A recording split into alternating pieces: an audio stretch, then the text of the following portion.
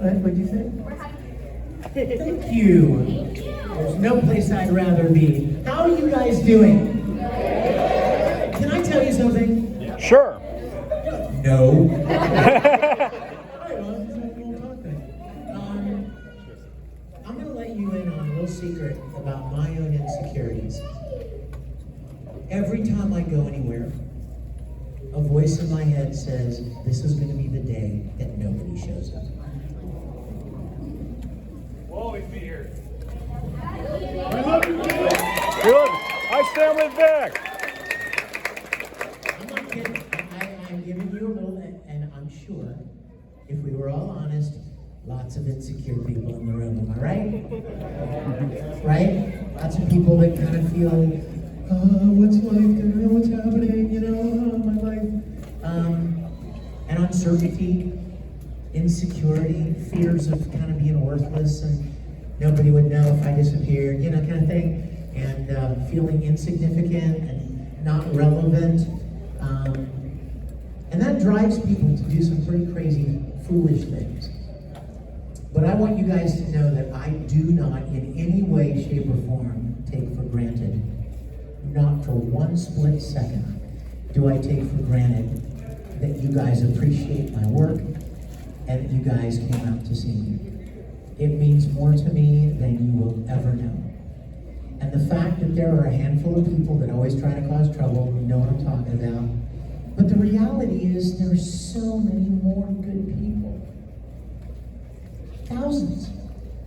For every one kind of a troll, hater, mean person, there are thousands of good, solid people.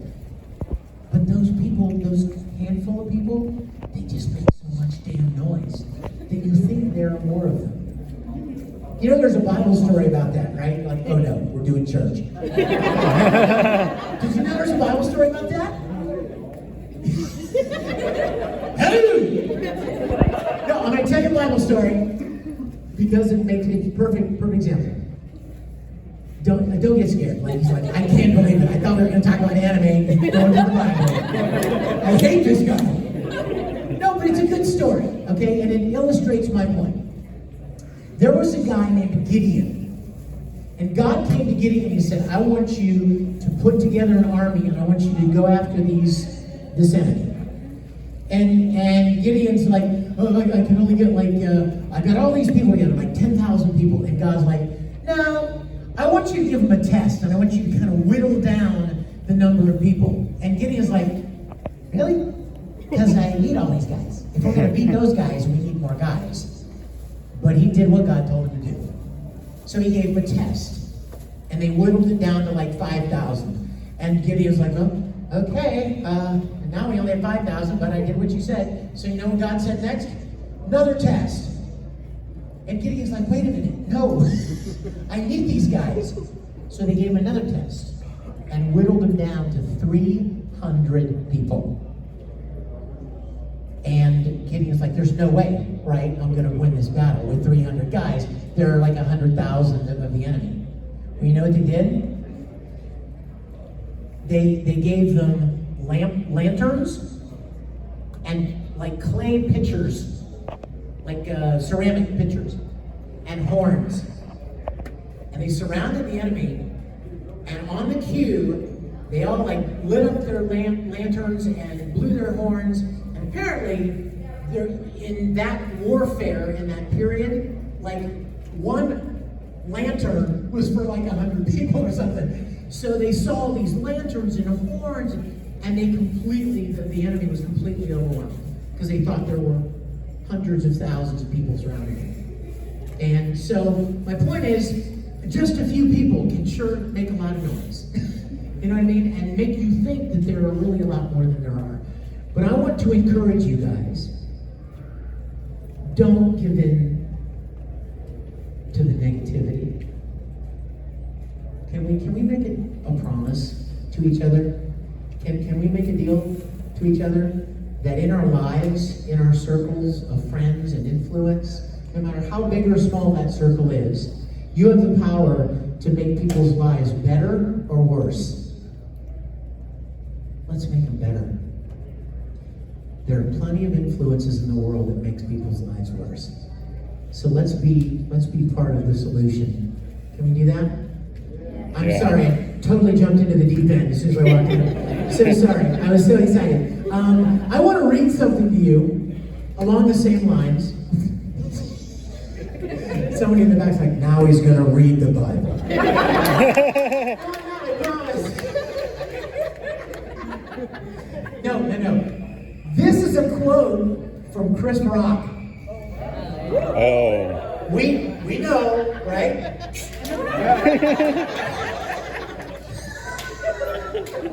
Don't say that to Chris Rock.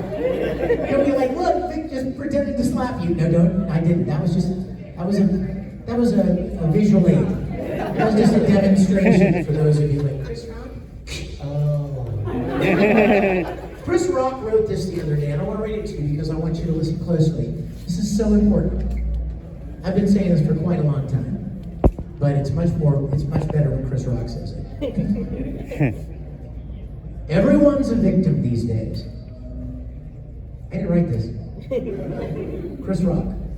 Everyone's a victim these days. There are real victims in the world. And they deserve to be heard, and they deserve our love and compassion. But everyone claims to be a victim, and then no one hears the real victims. And here's the part I want you to remember. Take this home with you. Ready? We say the world is addicted to opioids. No. The world is not addicted to opioids. The world is addicted to attention. Not me. Chris Rock. The number one addiction in the world is attention. One of the easiest ways to get attention is to be infamous. Like try to stab Dave Chappelle on stage. Or you can be a victim. Can I encourage you guys to do something? If you want to be noticed, if you want to be acknowledged and revered and appreciated, let it be for something good. Wouldn't that be better? Let it be because you worked hard to create something beautiful. Or you were kind to people. Or you developed skills to a level that made people really appreciate your abilities. Here's the problem. That takes work. It's much easier to tear down, isn't it? So much easier to tear down than to actually put the work in to build something or create something.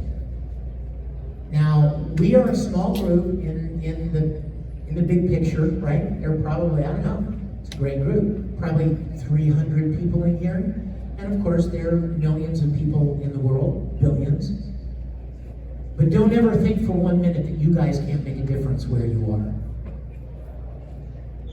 If you buy into the idea that you can't make a difference, that your voice doesn't matter, that you can't do anything about that, that's exactly what the evil, hateful people of the world want you to think. Is you might as well just shut up because nobody's going to listen to you. You don't have any influence. You're nobody special. But you are. Every single one of you are precious, unique creations. And I hope we can all go home this weekend and determine me first. I'm not like talking at you. I'm talking with you, and I'm talking to myself. If you get attention, let it be for something good. Not because you ruined somebody. That's really not something to be proud of, quite honestly. And there's an old saying, putting your light out doesn't make mine shine any brighter. Am I getting too heavy? Are you guys like, let's leave, this guy is really...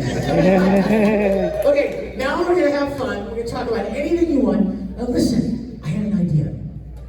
Next weekend at this time, I'm gonna be doing a signing in Tulsa, Oklahoma. I don't think Tulsa, Oklahoma even knows where Bakersfield is. So I thought it would be fun to do a video of all you wonderful people saying hello to Tulsa. What do you think? Is that fun? I think that would be fun. So yeah. I'm gonna do a little video, okay? I'm gonna say, hey Tulsa, I have a little message for you from all these wonderful people in Cali. And I'm going to spin around and I want everybody to go, "Hi, Tulsa!" Okay? Can we do it? Sure. All right. Hello, Tulsa, Oklahoma. I have a very special message for you from all of the good people of California. Hey, Tulsa! We love you! Yeah! I can't wait to see you guys next weekend. We're out here in Bakersfield having a wonderful time with some of these beautiful people here, and can't wait to see you next week. Yeah! Okay, that was fun. I'm gonna get home and I didn't record. That's what's gonna happen. What's happening to you? You're like, this moment in time you'll never get again. You like shoot the video, you get home, you're like, oh no. It didn't record. You guys, I want to tell you, a lot of people at the autograph session this morning have been asking me, are you working on anything? Are you doing anything besides binging Ozark and Better Call Saul and Supernatural? Y'all, I'm kind of in love with Supernatural. I bought a Dean Winchester jacket. Did you see my Supernatural cosplay? Nerd alert! Yeah, I bought his little necklace and everything, and love it. But a lot of people want to ask me what I'm doing. Well, since COVID hit, and a lot of stuff got shut down, obviously, I've been doing audiobooks, and I've been having the best time. I always thought they would be boring. Honestly, in my own defense, it's because other voice actors told me they were boring. I had so many voice actor friends who were like, if anyone ever asks you to do an audiobook, run. Don't do it, because they take a lot of time, a lot of effort, and just very time intensive for the amount that you can be paid for it. So in the back of my mind, I'm like, got it. Don't do audiobooks. I got it. Well, then COVID happened, and some authors approached me and said, would you do this audiobook that I wrote? And I thought, well, I have this little studio set up in my home. Why not? I'll try it. And it was fun, y'all. You get to play all these characters. It was really fun. I get up in the morning, throw my robe on, my Star Trek robe, and have a cup of coffee, and just go and record this book a chapter a day. Boom, boom, boom. So now I've done like 4 or 5 books now. They're all on Audible. So if any of you guys are audiobook fans, I know I am, check them out. One's called The Crimson Spark. It's an amazing book. Another one is In Plain Sight. Another one is called These Are the Voyages. Yes, it's about Star Trek. You're like, church, Star Trek, what is he talking about? And then the 4th one is about to come out called Paper Doll. And it's an amazing historical drama set in World War II. So you guys check those out. That's something I've been doing. I've also been directing and doing some secret animation work. And a lot of people are like, are you going to be doing any voice acting ever again? Yes. There's the short answer. Thank you for that. I was really expecting you to go, oh. Let's go. But you know what? I love what I do. Maybe a little too much, I have loved what I've done in the voice acting industry for 20-some years. It's been the greatest privilege. I never planned on it. I never expected it. I never imagined that it would ever become what it became. And even in light of the difficulties and the challenges, I am so blessed to be a part of it and to know you and to see you guys. It's my favorite thing. Like I said, I get on a plane to go somewhere and there's a little voice in my head that goes, nobody's gonna go. Nobody cares. They're not gonna show up. And so I'm always regularly humbled and grateful to see your smiling faces.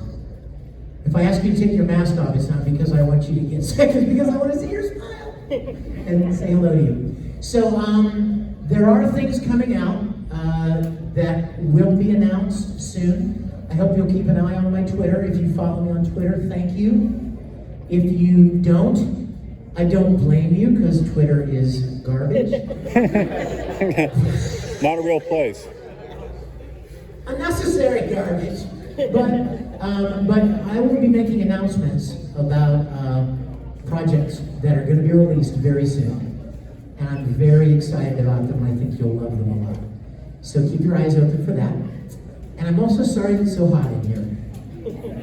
I asked one of the staff if there was air conditioning, and he said, I think so.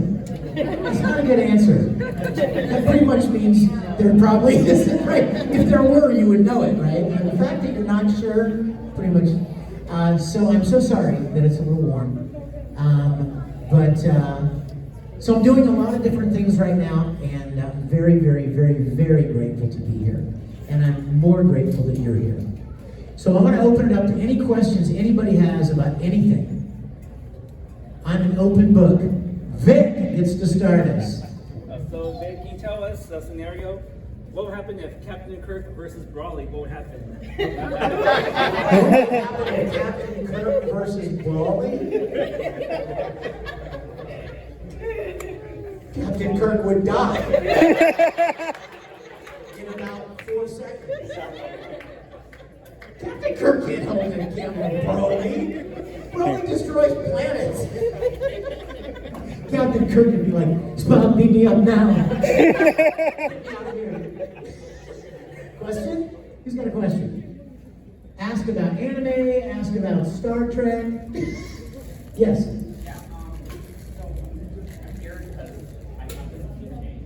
I love that keychain. It's life size. Nobody got that. Come here, come on here. Come here. Now I'm gonna embarrass myself. Dang it, he's asking me. See his keychain? Look, turn around. Look. Oh, 1-to-1 scale. What's your question? Yeah, I don't know if you remember me 3 years ago. Were you wearing that blue wig 3 years ago? Yes. It was a green wig. So I have. Oh, see, it was great. Throwing me a curveball. Yeah, I have like two question and a request. Okay. So the question is, so I've seen the Broly movie, the 2019 one that came out 3 years ago, and I've seen like it's so wow. Yeah, amazing. Yeah, that movie was great. So my question is, like, there's like a lot of yelling in the. No. You mean in Dragon Ball? Dragon Ball is a very quiet, pensive, Slice of life. thoughtful, contemplative anime, don't you think? Just saying. So my question is, how long does the screaming last? Because usually they Too long. Okay, so that's the question, right? And what's the request? The request better not be. Will you yell and scream? We are talking about how horrible yelling and screaming. Hey, will you do it? What's your request? So the request is, can you say it's over 9,000 as Turkey?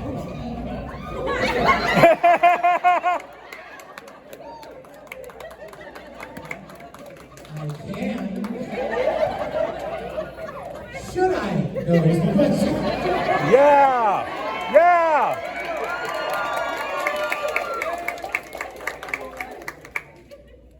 Come here. Ah. Your beauty is over 9,000.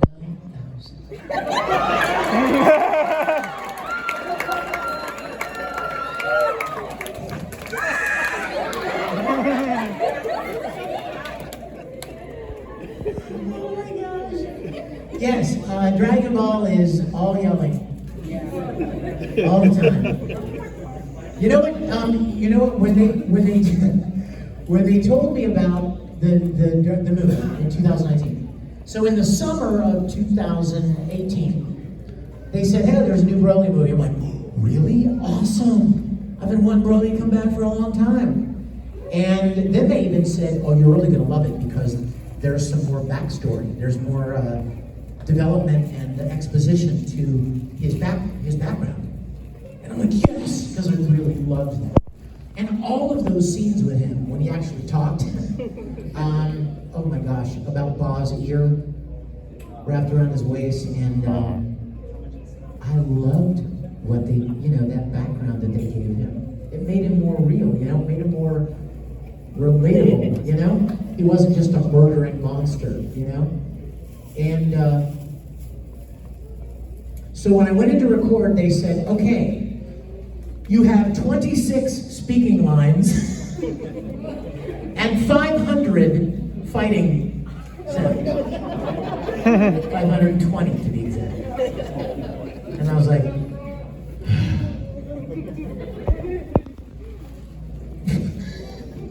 just thinking about it makes me want to drink water. So what's funny is that the first day, we took a week to record my part of that movie.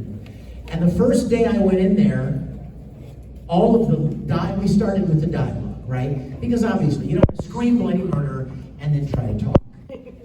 So we recorded all the lines first. Well, I typically record about 45 or 50 lines an hour. So if you do the math, we had the dialogue done in about half an hour. And then we spent the rest of the week yelling and screaming. And I kept wanting to do the lines over again, because I loved actually talking as Broly.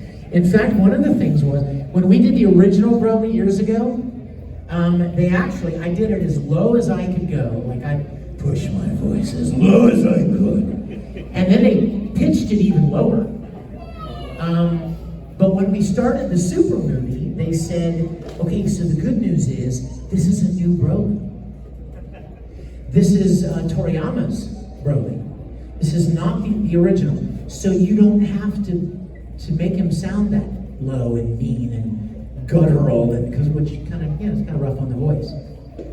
So I was able to do this with Broly.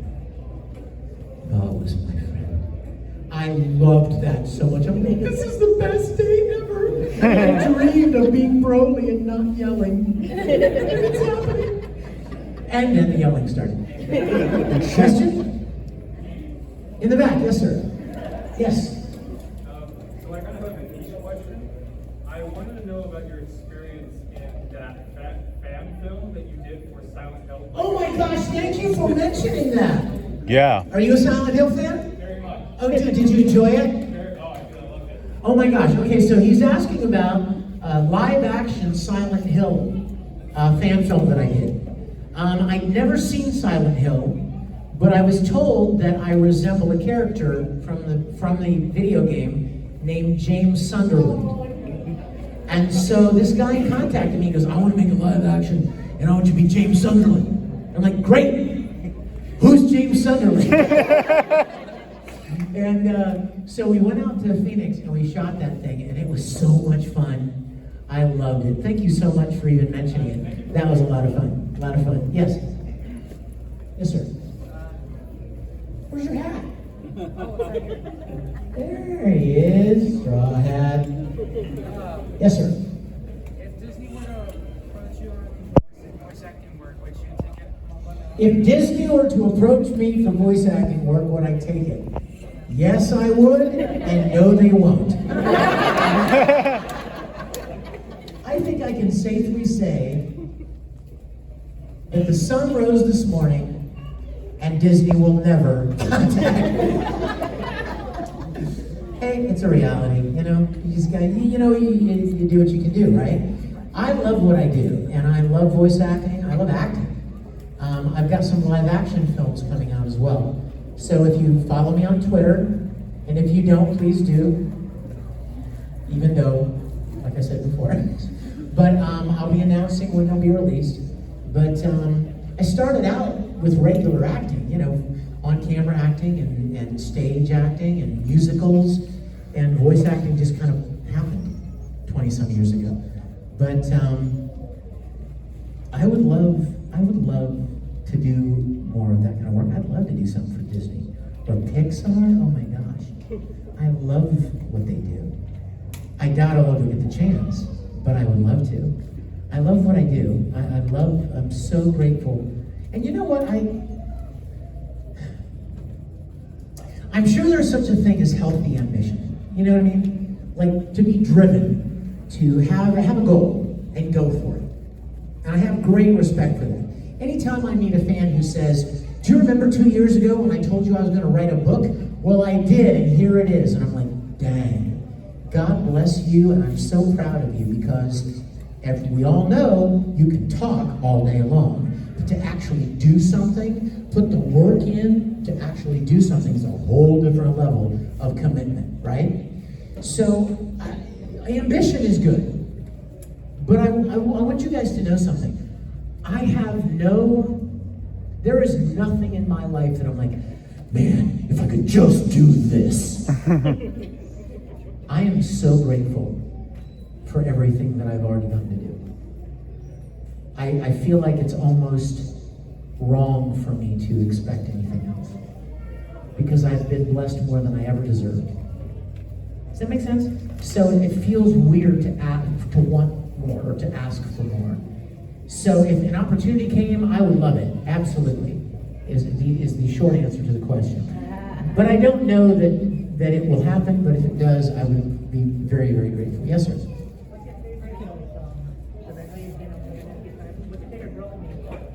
My favorite Broly meme?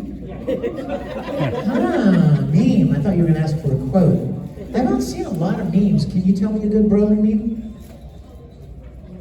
Oh, there's a lot of them. What's your favorite? Most of them are just like the ones where he's pointing at himself. Really?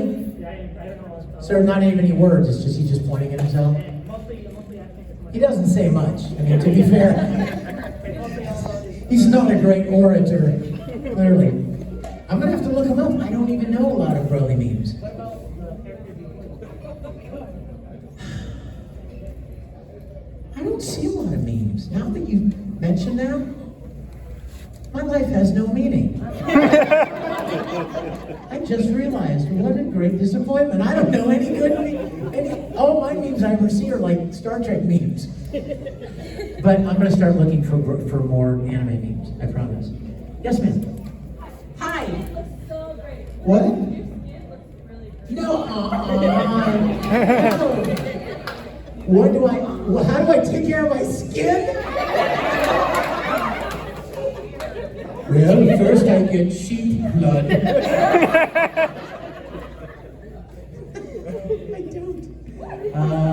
I don't. I take soap and I put it on a washcloth and I go like that. And I get up in the shower like that, and then I rinse off, and then I put moisturizer on it. Any moisturizer. You guys, I'm so lame. Can you put these guys in the back like church, Star Trek, moisturizer? What kind of convention is this? What is this panel? She asked. I'm just going with it. Honestly, I'm so lame, you guys. If I go to a hotel, I stock up on whatever moisturizer. You know the little tubes? I'll just like, and I'll go out like the housekeeper, you know, that does housekeeping with the cart. She'll be out in the hallway, right? And I'll be like, hey, what's that down there? Nothing. I thought I saw something else. I mean, I have like 10 different types of moisturizer, all in those little things. Because whatever, I'll use whatever. Anything. I can't believe that. Yes, that's a great question. Thank you. I love you. Thank you. What's your favorite line as Rohan? Oh my gosh, I love Rohan. Do you have a favorite line? I remember saying Heaven's Door 800 times. Heaven's Door! But I don't. But he said so many funny ass clown kind of things, you know? He's kind of a jerk, right? I mean, what a cool one. Like, I love how he treats Joe's game. Sorry, I didn't. But, yes. The voice of Haruhi you really like for Orion? The voice of Haruhi you really like? Yeah, what does she really like? What's her attitude? What's nice? You mean the voice actress who does Haruhi? Well, that's Caitlin Glass. And Caitlin is like one of my favorite people in the world. She is one of the greatest voice actresses I've ever worked with. And she's an amazing director. She directed Oron. And she loves Oron, and you can tell. You know what I mean? You can tell when somebody's kind of dialing in a job, they're not really into it, but you can tell when people really care about what they're doing. It's not even something, it's intangible, you know? It's like, I don't know what it is, but this person really seems like they're loving this. They really seem like they care about this. And Caitlin's one of those people that does. She is a great voice actress. And I just love her to death. Yes? I actually have two questions. Okay. My first question is, in your opinion, why do you think Edward Elric hates milk so much? I have no idea. What is wrong with it? Milk is awesome. I love milk. If it was chocolate milk. You know, milk stuffs are gross. I don't understand that. I really don't. I don't. Anyone's like, you know, drink your milk, and I'm like, I will. Because I love milk. Yes. I just wanted to say thank you for all your contributions to the anime industry. Thank you. But Thank you're very welcome, man. And I never imagined, you guys, in a million years, that I would ever have the opportunity to do what I've had the chance to do over the last 20 years. And obviously, you know, we all know that there have been some changes and difficulties over the last few years, but I'm going to tell you something. I want to look right in your eyes as best I can. I want to meet everybody's eyes here and tell you, you will never know how much I appreciate you. You will never know how much it means to me that there are so many good people in the world who've been so kind and so supportive. For 20 years, I've gotten emails from fans that say, you helped me through a difficult time, or you encouraged me, either with an email that I wrote them, or a character that I played, and they've been telling me for years what a positive difference I have made in their lives. Well, listen up, you guys. The roles are now reversed. You have made a very positive difference in my life. You may never have imagined you'd ever have that power, you know? If I would have told somebody 10 years ago, you know what I mean? I mean, I could never have seen what happened coming, ever in a million years. Completely blindsided. But if you'd have told people 10 years ago that, you know, Vic's really going to be down and you guys are going to have the power to encourage him and uplift him, you wouldn't believe it probably. But here we are. Fact is stranger than fiction sometimes. You can't write this stuff. Yes, my dear. What is your favorite Carl Bronwyn line? My favorite Crow Bronwyn line. Every line is a good line when you're Crow Bronwyn. Especially if it involves vodka. Do you have a favorite line? Yeah, it's the if I was on Ironwood's team, I'd kill myself. That's my favorite too! Is that really? Yeah. I just said that. Is he in here? Where is he? Where's my crow man? There he is! Everybody stand up, bro. Look at this guy. This guy is killing it as crow now. Yeah! I love it. I was over here going to kill myself. I love it. I love it. Yes, ma'am. If you had to choose, who would be your favorite Sanrio character? So like Hello Kitty, My Melody,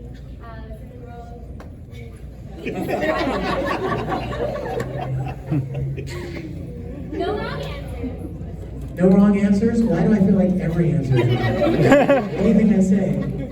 I don't, you know what? I played some characters in Hello Kitty a long time ago. It was, what was it called? Hello Kitty Animation Theater. And it was like storybook stories, right? Only it was with the Hello Kitty characters. And I played several characters in that, and that was really fun. Only because, like, it's Hello Kitty. I just thought of the worst. I'm sorry. Okay. I'd like to apologize for what I'm about to say. Don't say it, Vic. Don't say it. We still love you. Back when we were recording that Hello Kitty animation theater, I was at a convention like this, and I was walking around the dealer's room just looking to see if there were any cool things, you know, fun swag. I mean, I'm a big nerd too. I love all this stuff, and so I always look to see if there are any cool things in the vendor's room. And there was a display with all these magnets, like fridge magnets. And there was one, and it was a drawing of a bathtub, and there was a cat's head sticking out of the bathtub. So cute, right? And then at the other end of the bathtub, there was a hand holding a toaster. And the caption said, "Goodbye, kitty."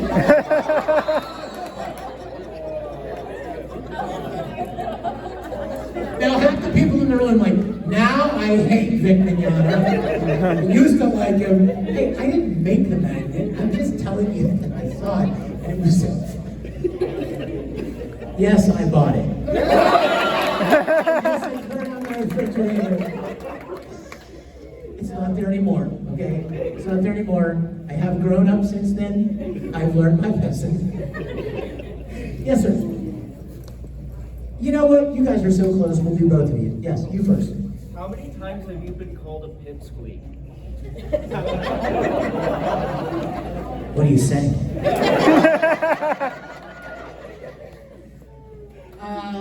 Well, lots. I mean, I'm not a pipsqueak. I know one who is. Lots, yeah. And it's so funny, you go to events and people are like, hey, pipsqueak! And you know what they're doing, right? They're trying to get you to go, who are you calling a pipsqueak? Yeah. But I'm not going to do it. They're like, hey, pipsqueak! I'm like, I know what you're trying to do. It's not going to work. Yes. I got a question and then a request. But Okay. So you know anything about what's going on with Ruby in any sense? Not a clue. Not a clue. Okay. I can't even spell Ruby. But that was just a joke. It's R-W-Y. But no, I really don't know. I don't know. And that makes me sad because I loved Crow. In fact, I thank you. I love you. And you know what, you guys? I'll tell you a little secret that a lot of people don't know. When Rooster Teeth contacted me, I did an event with some of the girls, Lindsay and I'm not even gonna try to name them all, but the main actresses. We did a convention, and they called me. One of the people that worked on Ruby called me and said, "Hey, we want you to play this character that we're going to introduce. We haven't introduced him yet. We just have some character sketches, but he's Ruby's uncle, Crow, and we want you to play it." I'm like, "Cool, okay." Now, one of the fun things you guys may not know is that Ruby is prelay. Prelay means you record the voices first, so you don't have to match mouth flaps. And let me tell you, from a voice actor standpoint, that is the dream. Like, it is so much easier to just perform the line than to have to match the mouth flaps. So I was really excited to do it, and they sent me some drawings, and they said, "What do you think he should sound like?" And I sent them a couple of different voice ideas. They hadn't even animated the thing yet. They just kind of sent me some drawings. They chose the voice that I sent them that you've heard now as Crow. And he was not supposed to be a very big character. He was supposed to be an incidental character, but he was so well received when he started being introduced into the series, and people really liked him, that they started writing him into the stories more. And it was so much fun. I never even went to Rooster Teeth. They would send me the scripts, and I would record the lines in my house. And I would do like 3 versions of every line. So they would have some options, right? Because if the script you're looking at says, "What are you doing here?" Well, there are a lot of ways you could say that, right? I could be happy to see you. "What are you doing here?" Right? Or I could be kind of ticked. "What are you doing here?" Or you could have just walked in the door 50 feet away. "What are you doing here?" Right? There are plenty of ways to do a line of just a few words. And without any context, I don't know. So I would send them several versions of every line, and they would choose the one they liked.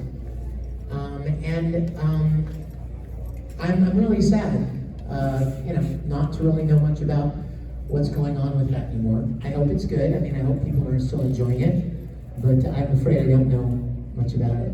Yes? Were you okay with the way Vampire Night ended? You guys make sure to go see Mela and Ezra. Right? Yes. I love Ezra too. And Mela. I hugged I think I broke their lungs. I think I broke their rib cages when they showed up because it's been so long since I've seen them. And especially, it's been so long and I was so excited to see them. But the only time we were ever, the three of us together, was when Vampire Night premiered and they had us all at San Diego Comic-Con signing together. And that's the only time we were ever together. And so I did a lot of stuff with Ezra. You guys, I know there are a lot of Ladybug fans in the room. Ezra directs Ladybug. I mean, he's awesome. Mela, amazing voice actors. Please make sure and go and see them. Tomorrow, we've got a Vampire Night panel. The three of us. Kaname, Yuki, and Zero together again. So, what? You will be here or won't be here? Okay, good. I was about to lose it. I thought you said we won't be here. Okay, good. That's tomorrow afternoon. But am I glad with the way it ended? No. I'm not really happy with any anime endings. Well, except for Fullmetal. I like that ending. Brotherhood. But I think it's mostly because they don't usually have an ending. Doesn't that make you crazy? Like when you're really invested in this show and you love these characters, and then it's over. But I'm going to tell you something that a gentleman from an anime company in Japan told me once. I was at a convention, I'm pretty sure it was Otakon in Baltimore, years ago. And I was talking to this man who, he is in the industry in Japan. And we were talking about the fact that a lot of anime series just kind of stop. There's no real resolution. And he said something through a translator, by the way, that I thought was so amazing and so profound. You ready? He said, for us, it's about the journey. It's not about the destination. When we write stories, it's more about the journey of the characters, not necessarily about the ending. So it's not as important that we wrap it all up in a little bow and everything is resolved, the end, right? It's much more about the story and the challenges and the highs and the lows and the heartbreaks and the joys that the characters go through. Yes? I did voice act in Fairy Tale. I did. In fact, I have a Fairy Tale picture of my character. His name is Margir. He was a pretty creepy guy. He sat in this throne and he had this book, E&D, of E&D. Yeah, he was pretty cool. I like him. Yes?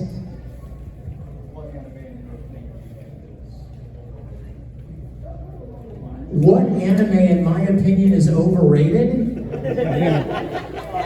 Somebody's trying to get me assassinated. You don't really think I'm going to answer that, do you? No, you know what? Wait a minute, I'm really interested in what you're saying. What did somebody say?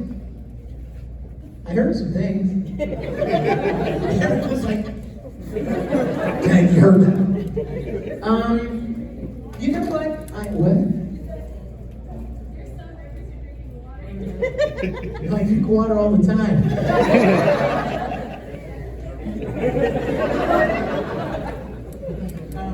Yeah, hydrate, right? I'm really bad. You're supposed to drink lots of water. I don't drink any water. You're supposed to drink this much? I don't know. Who asked that question? What do you think is what anime do you think is overrated? Don't say Full Metal Alchemist.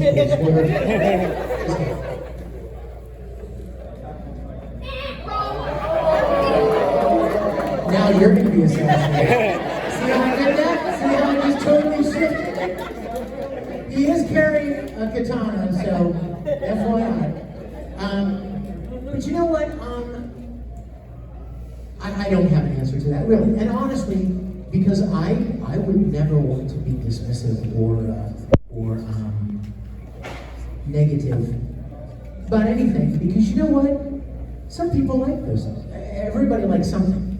You know what I mean? Like I've played characters in shows. I'm like, they're really dumb. And then somebody will come up to it in a convention and go, I love that character. You did such and such. And in my mind, I'm going, huh? You just never know. You know? So, and you know, here I go again. Now I'm gonna get serious again.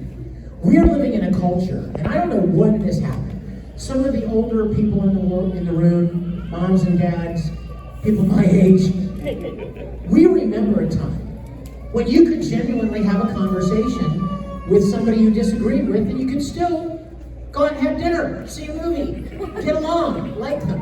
What happened? I'm not kidding you. I'm really angry. What happened? Why all of a sudden do you have to agree with everything I think, or you must be destroyed? I think I'm kidding.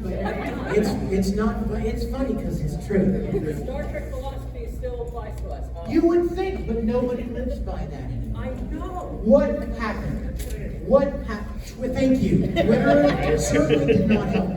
But you guys know what I'm talking about, right? Yeah. I would guarantee you that if we started talking about a myriad of different issues, we would all have different opinions about it, but I love you guys. And there's nothing you could say to make me want to destroy you. What's wrong with people? What happened to people that they... You know, I remember a time, several years ago, someone in the anime industry wanted to put together a record album to raise money for a certain cause, and the title of the album was Voices for Tolerance. And they wanted me, and they had several voice actors sing songs, cover songs. And they asked me, do you want to sing a song? And I'm like, oh, what song did you have in mind? And they threw a couple ideas out, and I thought, well, you know what? I write songs. What if I wrote something? So I wrote something. I wrote a song, and some of you are familiar with some of my music, and some of you aren't. But I wrote a song called Could Be an Angel. And it's based on, a Bible passage that says, be kind to strangers. Because some people have entertained angels and didn't even realize it. Point being, you could be an angel. Right? So be kind to people. You never know who you're meeting and talking to. Voices for Tolerance. What the hell happened with that concept?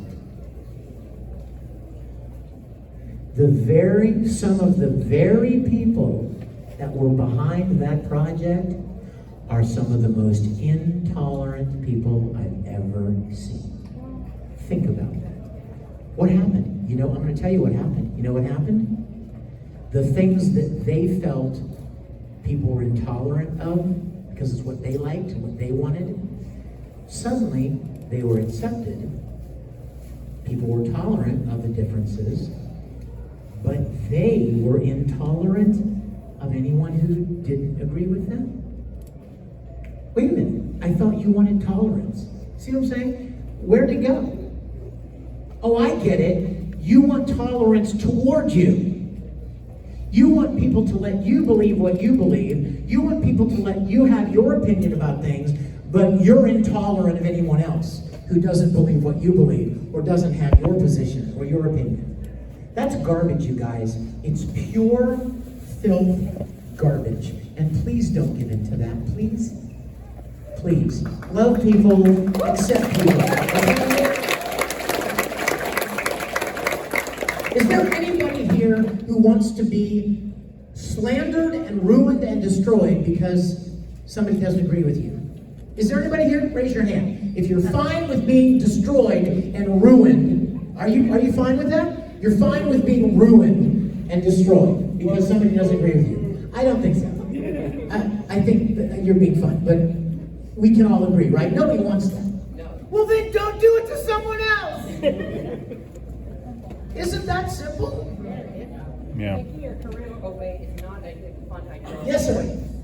Do you prefer old Broly or the newer Broly? Oh, gonna get assassinated again. You know what? I love the new Broly. I love that they gave him more, like I said, that they gave him more story. You understood him better. You know, somebody compared him, and very rightly so, the new Broly.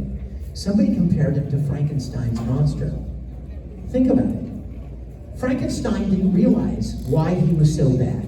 He didn't understand why he was even doing what he was doing. He was manipulated, right? Broly's dad, right? Had that collar around his neck, you know? Yeah. I felt bad for him. You literally feel bad for Broly.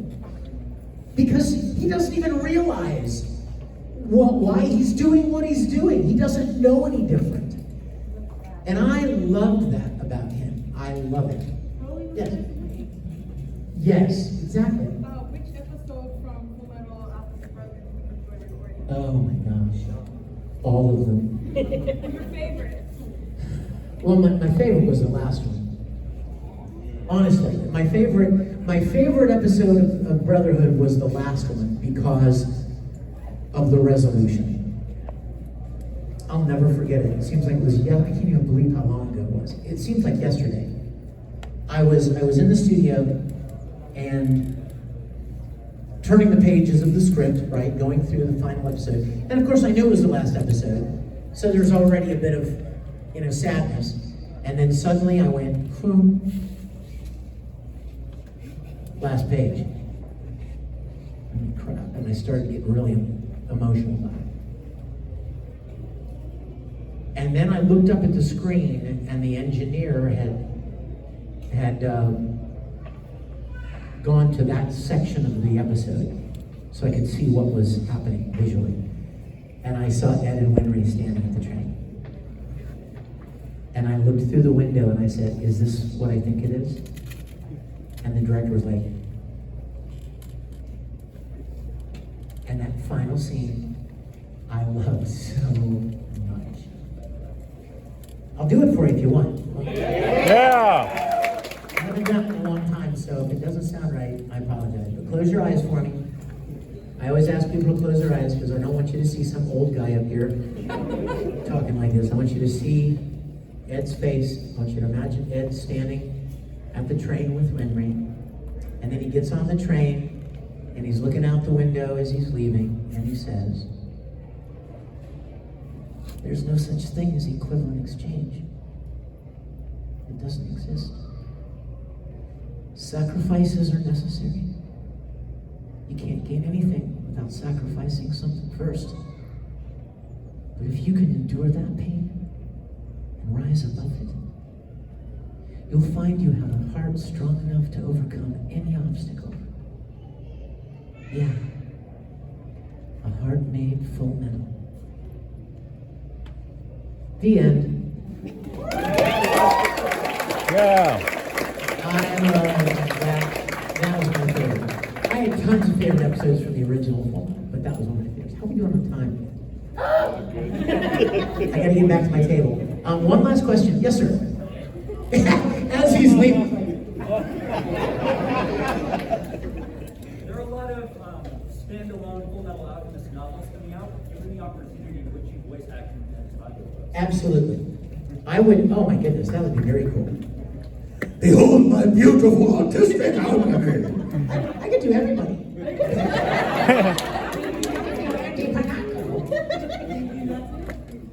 No. You guys, I love you. I don't say that lightly. I thank God every day for you. And you have made this weekend so beautiful. And don't ever forget that, okay? Okay, promise me. When you go home this weekend, I want you to remember me looking you in the face and saying this, okay? How much I love and appreciate that you were here and that we shared this time together, okay? I'm heading right back to my table and I'm not leaving until I meet all of you. So I love you guys. Take care. Yeah!